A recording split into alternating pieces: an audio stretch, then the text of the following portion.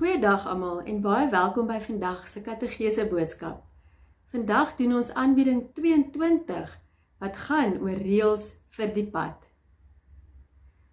Laasweek, as julle kan onthou, het ons bietjie gesels oor toe Moses die Israeliete gelei het in die woestyn en hoe die Here 'n wonderwerk gedoen het om manna en kwartels uit die hemel uit te stuur om vir hulle te sorg in die woestyn toe hulle honger en dors was. Vandag gaan ons bietjie gesels oor die tyd toe die Israeliete gekamp het daar by die berg Sinaï. Dit is in daardie tyd wat God vir Moses die 10 gebooie gegee het op die berg om vir die mense te gaan gee om hulle te help. Ons kan sê dit is soos lewensreëls vir ons lewenspad. En soos wat Moses in daardie tyd 'n padaanwyser was vir die Israeliete deur die woestyn, is God nog steeds in vandag se tyd vir ons 'n padaanwyser op ons lewensreis. Die lewe is soos 'n reis. Ons het vir God nodig om op die regte pad te bly. God help ons om nie te verdwaal nie. Hy gee ook vir ons krag dat ons mekaar kan help op ons lewensreis. Julle het seker al gehoor van die 10 gebooie. Sê bietjie daar vir mekaar, wat dink julle as jy in jou eie woorde moet vertel vir iemand anders, wat is die 10 gebooie en hoe verstaan julle dit? Ons kan byvoorbeeld sê dit is lewensreëls, met ander woorde, dis nie soos 'n wet waar ons hoef bang te wees vir 'n groot straf as ons dit nie nakom nie. Maar omdat ons 'n God van liefde aanbid, wil ons graag daardie reëls gehoorsaam, want ons is lief vir God en ons wil hom dien. Kom ons lees 'n paar verse uit Eksodus 19 vanaf vers 16 tot 19. Met dagbreek, die 3de dag, was daar donderslae, weerligte en 'n donker wolk op die berg. Daar was ook die sterk, helder klank van 'n ramshoring.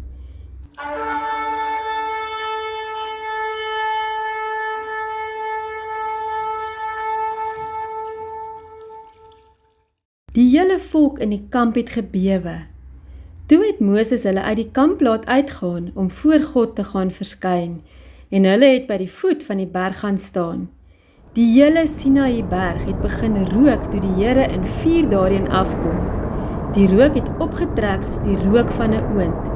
Die hele berg het ook geweldig geskud en die geluid van die ramshoring het al hoe harder en harder geword.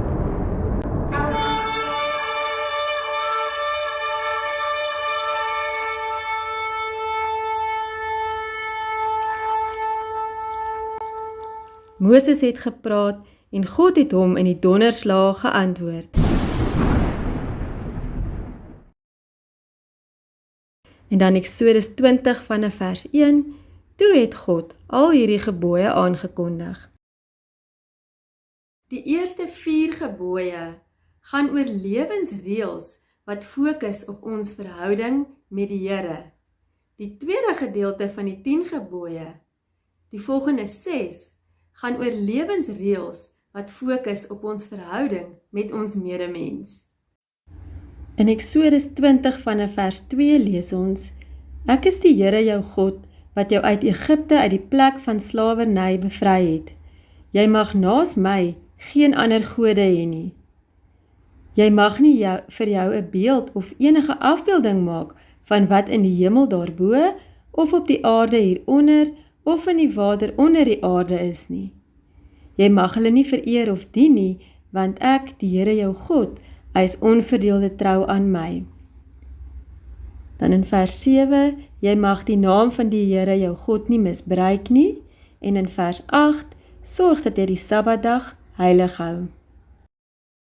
Vandag gaan ons dus fokus op die eerste 4 gebooie en hoe dit vandag op ons lewens van toepassing is. Die eerste gebod sê, omdat ons die Here lief het, wil ons graag hê hy moet weet, ons het hom die liefste van almal en alles in ons lewe. Die tweede gebod sê, Omdat ons die Here liefhet, sal ons nie iets of iemand anders in ons lewe aanbid of belangriker laat wees as God nie.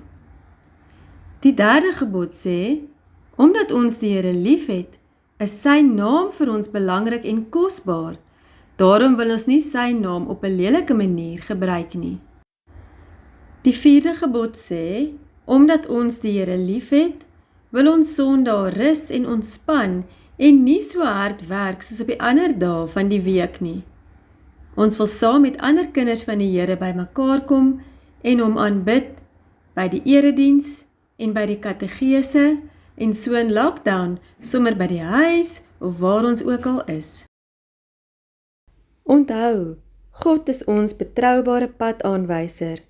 Sterkte vir die week en weet dat jy alles met selfvertroue kan aanpak.